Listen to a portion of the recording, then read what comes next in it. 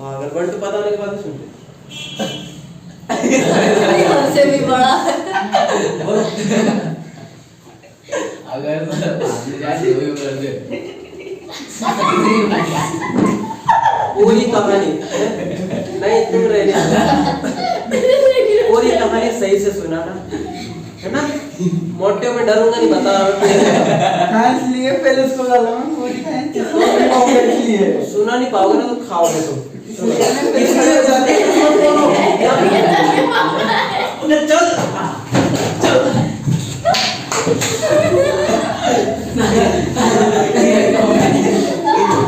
कभी भगवान को किया करके भगवान को आएगा नहीं बनने भगवान को चलो सबका मुंडे आ रही कि टेबल चलो सुनो समझ लग रहा है उसके सामने हेलो बोलो कच भैया सिर्फ किसी ऐसे का हुआ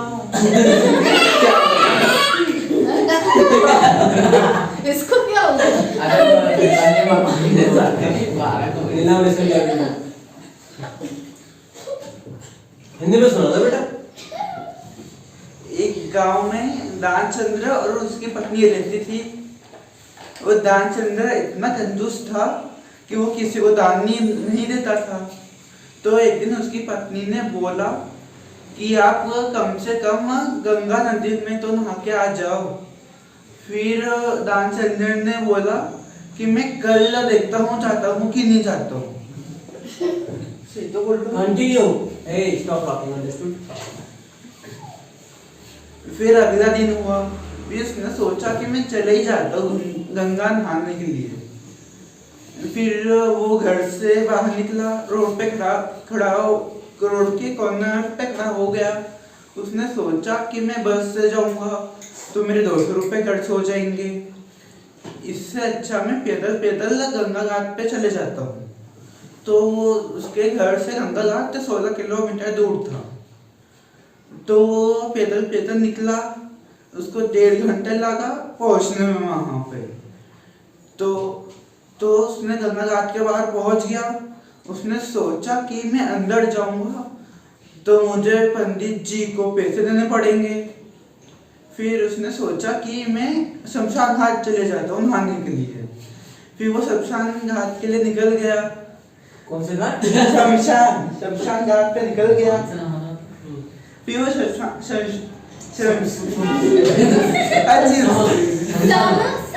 शमशान घाट पर पहुंच गया। फिर वो अंदर गया, उसके शमशान घाट के अंदर गया। फिर उसने अपने कपड़े उतारे।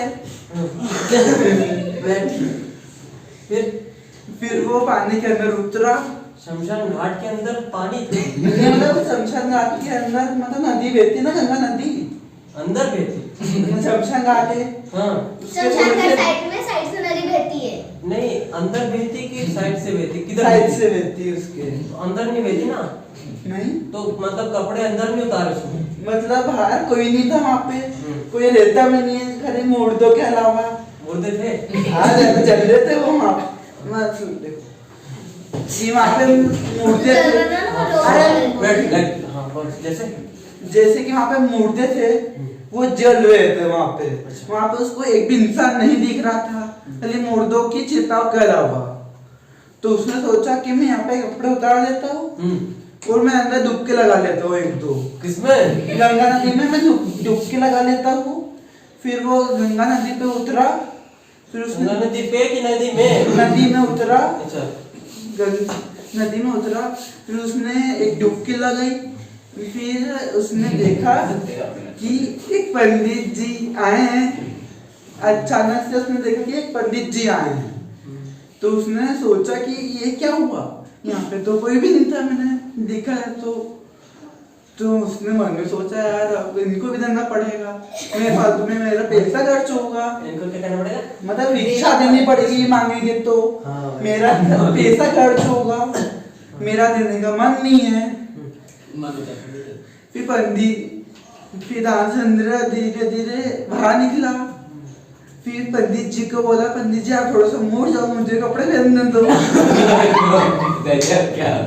तो सामने से तो वैसे चलते आ गए। नहीं मतलब आधा पानी में था, खाली वो सही है यहाँ तक दिख रहा था वो।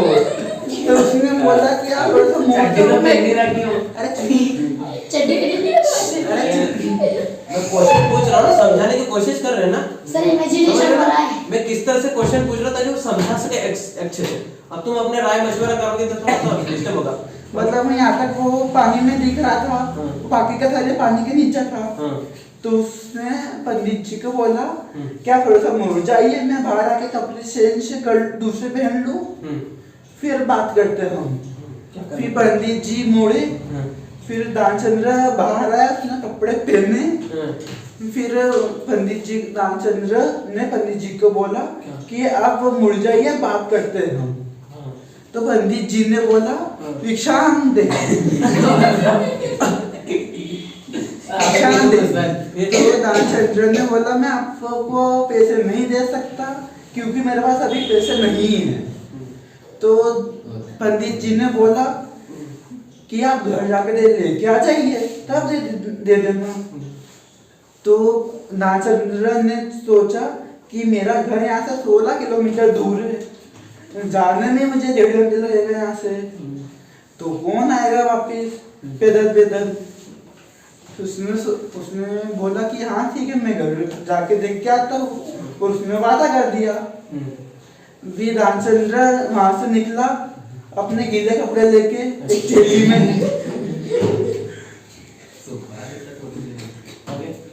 निकला वो।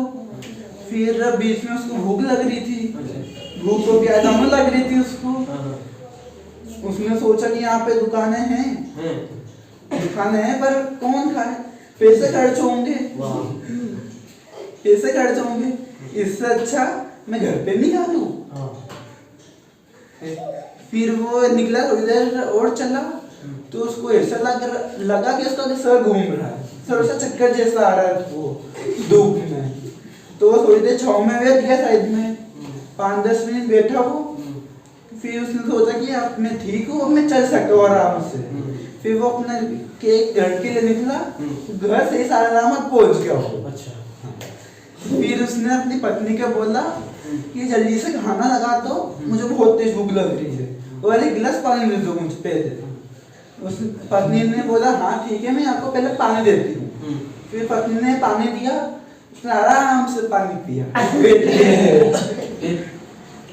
फिर पत्नी ने खाना लगाया, फिर वो खाना खाने बैठ गया आराम से।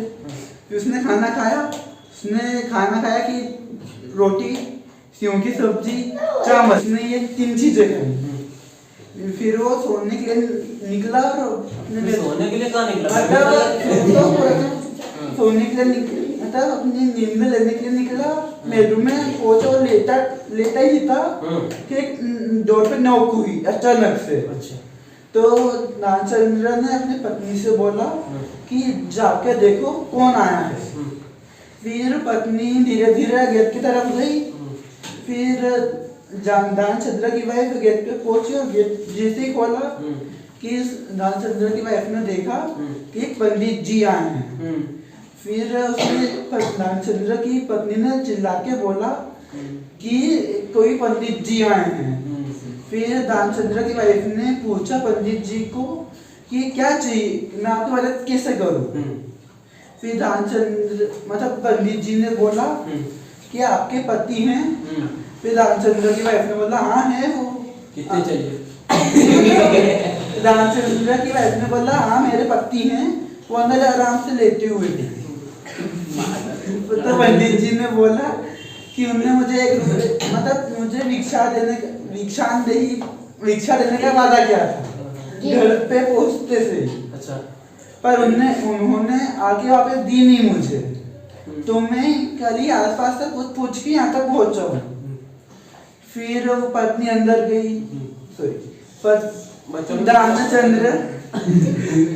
दानचंद्र की पत्नी ने बोला कि मैं उनसे पूछ के आती हूँ अंदर जाके।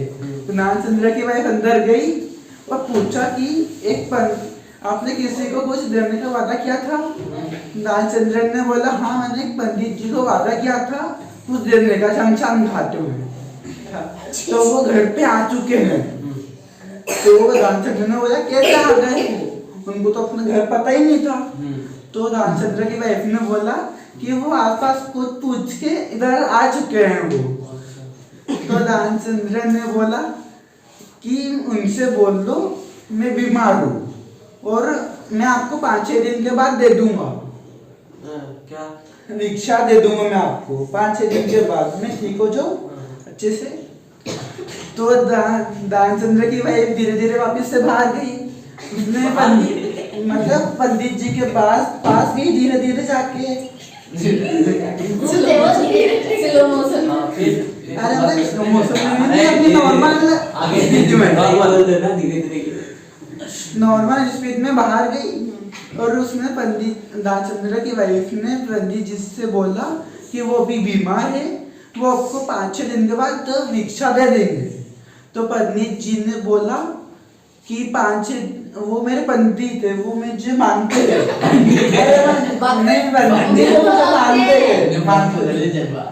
वो भक्त है। तुम चुप रहो प्लीज। वो मानते हैं मुझे, तो मैं 5-6 दिन यहीं पे रुकूंगा, मेरा खाने का और रहने का इंतजाम करो। तो दानचंद्र की वाइफ ने बोला मैं एक बार पूछ के आती हूँ उनसे। फिर दानचंद्र की वाइफ अंदर गई। दानचंद्र की वाइफ ने बोला कि वो बोल रहे हैं कि मेरा खाने पीने का इंतजाम करो, मैं यहीं पे रुक रहा हूँ, तब तक आपकी तबीयत ठीक नहीं होती। फिर दानचंद्र ने बोला कि उनसे बोल दो कि मैं मर गया। फिर दानचंद्र की वाइफ रोते रोते बाहर गई। तो पंडित जी से बोला कि वो तो नहीं रहे अब। फिर पंडित जी ने बोला कि फिर आपका क्या होगा इस संसार में, आप अकेले पड़ गए हो। तो फिर वो सारे गांव वालों को बताने के लिए निकल गए वहां से, उनके घर से। फिर सबको बताया रामचंद्र नहीं रहे वो, चलो मेरे साथ। फिर सब धीरे धीरे करके रामचंद्र जी के घर पे आए। धीरे मतलब पहले शुरुआत में 5-6 लोग आए। फिर पंडित रामचंद्र की वाइफ ने देखा कि ये अपने घर के बाहर भीड़ लग रही है। पंडित जी ने सब पूरा गांव वालों को बता दिया है कि मेरे पति मर चुके हैं। फिर दानचंद्र की वाइफ अंदर गई, उनसे बोला कि सब गांव वाले सब इकट्ठा हो रहे हैं कि सबने मान लिया कि आप मर चुके हो। बोलो आप मर चुके हो। फिर पंडित जी ने खटखटाया। फिर दानचंद्र की वाइफ बाहर आई। फिर पंडित जी अंदर गए, 1-2 लोगों को लेके फिर उनको बाहर लाए। अच्छा। उनकी दानचंद्र की पत्नी रो रही थी। तो दानचंद्र की वाइफ ने बोला कि मेरे पति जिंदा है, मरे नहीं है, वो नाटक कर रहे हैं। नाटक कर रहे हैं। तो एक भाभी जी बोलती है, भाभी जी तो बोलते हैं। तो भाभी जी बोलती है कि आपका प्यार है, इसलिए आप मानते हो कि वो मरे नहीं है, जिंदा है वो। तो वो पंडित जी वो अर्थी पे रामचंद्र को ले जाते हैं। फिर एक पंडित जी और 3 लोग और उनकी अर्थी को उठाते हैं ऐसे, और ऐसे धीरे धीरे करके चलते हैं शमशान घाट के लिए। फिर सब शमशान घाट पहुंच जाते हैं। फिर रामचंद्र को अर्थी से उठा के जलाने के लिए लकड़ियों पे रखते हैं, चिता पे रखते हैं। फिर पंडित जी बोलते हैं कि सुनो मुझे इनके काम में कुछ करना है, कहने दो पहले मुझे। फिर पंडित जी उसके कान के पास गए। उसने पंडित जी ने कान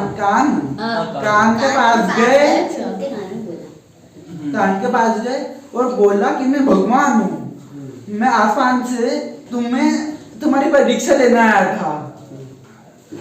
तो वो आगे उसको लगा कि ये सही में भगवान तो नहीं आ गए। तो उसने आके खोल के देखा कि वो पंडित जी ही है, वो झूठ बोल रहे हैं, मैं भगवान हूँ ऐसा। भूत आ गया।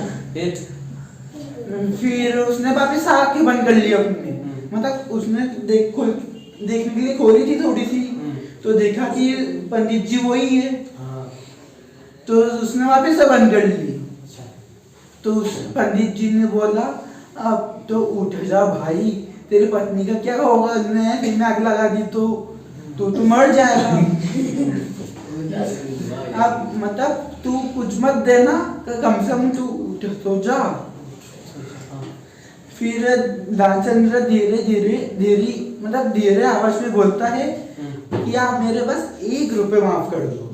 मैंने बताया वो आपको इच्छा देने का वादा किया था, वो माफ कर दो बस। तो पंडित जी ने बोला हाँ ठीक है, चल मैंने तेरे को माफ करा। पंडित जी को माफ करा, मतलब पंडित जी ने दानचंद्र को माफ करा। वैसा बोला कि दानचंद्र तुरंत उठ गया अचानक से, सब शॉक हो गए, ये क्या हो गया, सब रोने लगे। अरे सुन तो, ये क्या हो गया। फिर दानचंद्र ने खुलासा करा कि मैं तो खाली ऐसी टेस्ट कर रहा था कि आप लोग मेरे मतलब मुझे प्यार करते हो कि नहीं करते हो, मतलब ऐसे मतलब भाई मानते हो कि नहीं मानते हो मुझे। Okay, let's give him big hand.